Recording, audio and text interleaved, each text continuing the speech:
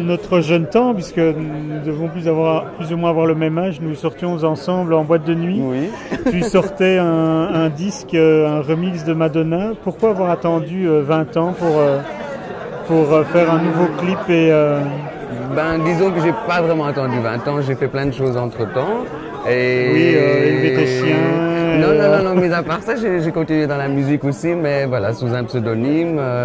Et puis j'ai commencé à faire des remixes avec des DJ d'Ibiza, en featuring. Mais c'est vrai que je me suis un petit peu, je me suis un peu plus occupé de moi, quoi. Je trouve que dans le clip, on retrouve tes amis et on retrouve une époque. Tout à fait, j'ai voulu vraiment solliciter tous mes amis les plus proches, de longue date. On peut dire qu'on retrouve les jet-setters des années Mais il ne faut pas 90. tout mettre au passé, hein, on l'est toujours. Christophe, comment est-ce qu'on arrive à faire un clip pour Yorgo ?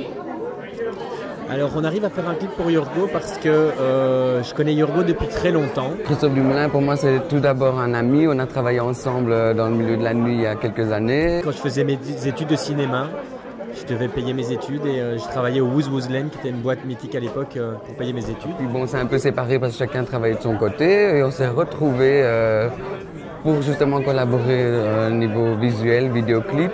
On avait déjà fait une première expérience pour JP Chronique, un DJ d'Ibiza. C'était juste fabuleux. Je me sens très à l'aise avec lui, il comprend tout à fait ce que je désire. Son univers, c'est son univers. Moi, je suis là pour capter les choses comme elles sont définies, mises en place. Le choix des scènes et son univers, c'est le sien et je le respecte. Et voilà, il n'y a pas de construction scénaristique de ma part. C'est très Yorgo. Je trouve qu'on reconnaît, on reconnaît la patte du maître. On reconnaît la personne.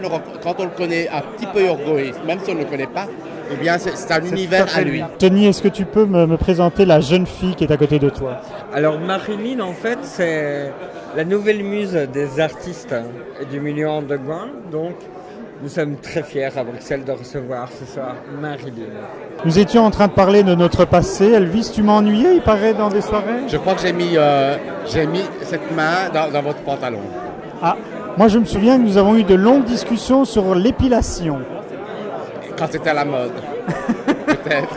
Ça y est, tu ne t'épiles plus ? Non, c'est fini. Tu ne le sais pas, mais Tony et moi, nous nous connaissons depuis 20 ans.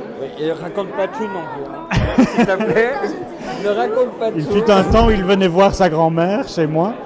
Chez toi, non. Mais je finissais peut-être chez toi. et donc, qu'est-ce que tu as pensé du clip ? Parce que, en fait, c'est une époque. Moi, quand je regarde le clip, j'ai l'impression de nous voir à notre jeunesse. Est-ce que tu te reconnais dans le clip de Yorgo ? Oui, bien sûr. C'est vrai que c'est un monde plein de folie et de magie. Le monde Yorgoland, en fait, c'est vraiment quelque chose de féerique. Et donc, moi, je suis quelqu'un, j'aime bien la fête, j'aime tout ça, je crois en la magie, en tout ce qui est féerique. Et donc, elle est magnifique. Oui. Et la chanson est disponible mondialement sur iTunes, Amazon, Spotify, Deezer, partout. Voilà, il n'y a pas d'excuse, il faut l'acheter. On clique et on achète.